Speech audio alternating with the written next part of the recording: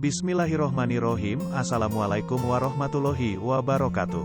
Pada kesempatan kali ini, kita akan bersama-sama belajar mengenai perbedaan antara satuan daya listrik watt dan ampere. Pada saat kita berlangganan daya listrik kepada pihak PLN akan memberikan besaran daya listrik di dalam satuan volt ampere.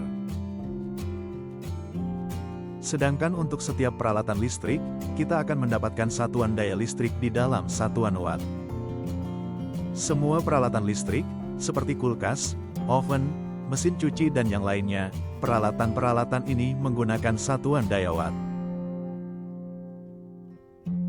Besaran nilai satuan daya listrik antara volt ampere dan watt tidaklah sama. Penting bagi kita untuk mengetahui perbedaan dari kedua satuan daya listrik ini.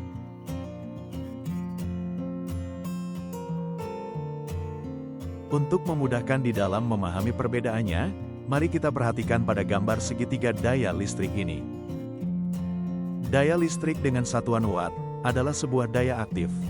Daya aktif adalah sebuah daya yang dapat mengkonversikan dari energi listrik menjadi energi yang lain. Sebagai contoh, dari energi listrik menjadi energi cahaya, seperti penerangan pada lampu. Atau dari energi listrik menjadi energi gerak, seperti pada sebuah mesin motor pompa. Sedangkan daya reaktif adalah daya listrik yang berosilasi antara sumber listrik dan beban daya pada alat listrik. Maka, untuk penggabungan kinerja antara daya aktif dengan daya reaktif, ini menjadi sebuah daya listrik semu dengan satuan volt ampere. Pada daya listrik ini, terdapat sebuah faktor daya yang disebut dengan Pi. Untuk nilai cos Pi yaitu sebesar 0,8 sampai dengan 0,85. Untuk lebih memahami perbedaan antara watt dan ampere, kita coba umpamakan daya listrik ini menjadi sebuah minuman bersoda. Kita anggap air minuman ini sebagai sebuah watt. Sedangkan untuk soda pada minumannya adalah sebuah volt ampere reaktif.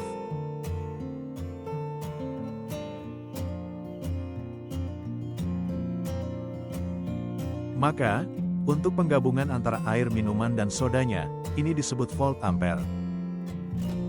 Air minumannya ataupun watt dapat dikonsumsi, sedangkan sodanya menjadi sebuah tambahan dari minumannya.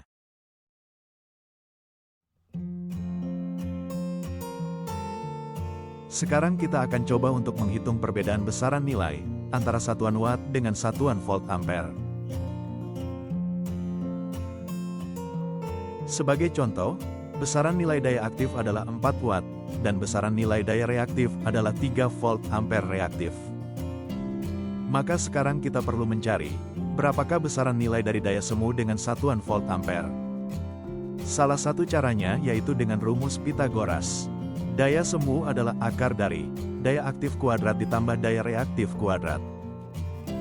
Daya aktif sebesar 4 watt kuadrat, ditambah daya reaktif sebesar 3 kuadrat.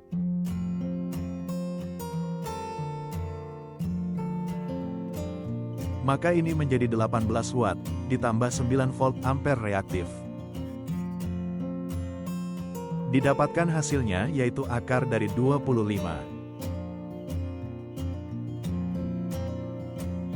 Maka, besarnya nilai dari daya semu adalah 5 volt ampere.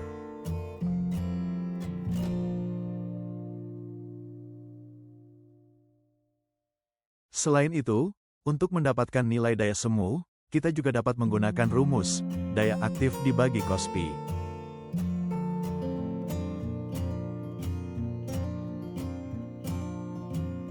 Daya aktif sebesar 4 watt dibagi cos Pi sebesar 0,8.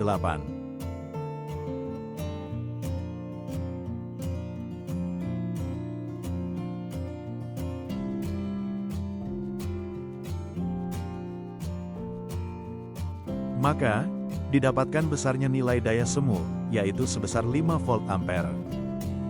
Untuk cara yang kedua ini, dapat kita gunakan tanpa perlu mengetahui besaran nilai dari daya reaktif.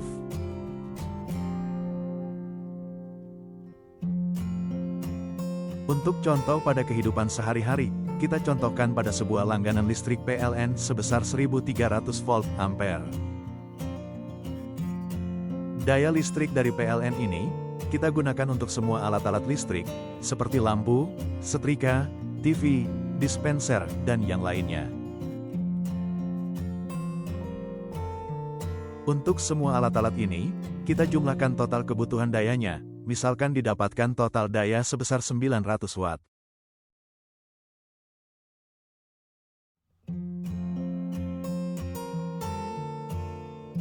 Maka, untuk mengetahui besaran nilai volt ampere, daya 900 watt dibagi cos pi 0,8.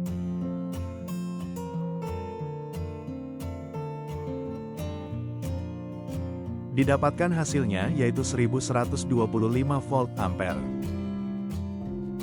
Dengan nilai 1125 volt ampere, masih di bawah langganan listrik sebesar 1300 volt ampere, maka daya listrik dari KWH tidak akan terputus.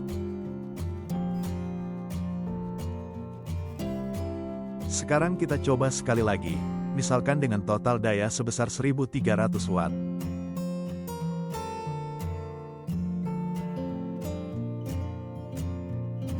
Daya listrik 1300 watt, dibagi cos pi sebesar 0,8.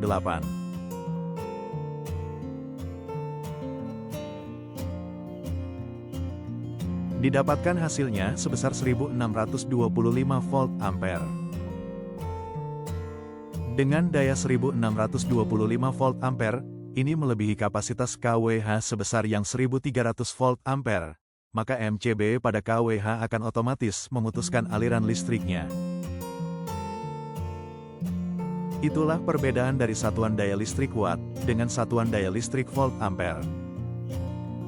Alhamdulillah kita telah selesai. Semoga dapat bermanfaat bagi kita semua. Insya Allah kita bertemu lagi di video tutorial selanjutnya. Wassalamualaikum warahmatullahi wabarakatuh.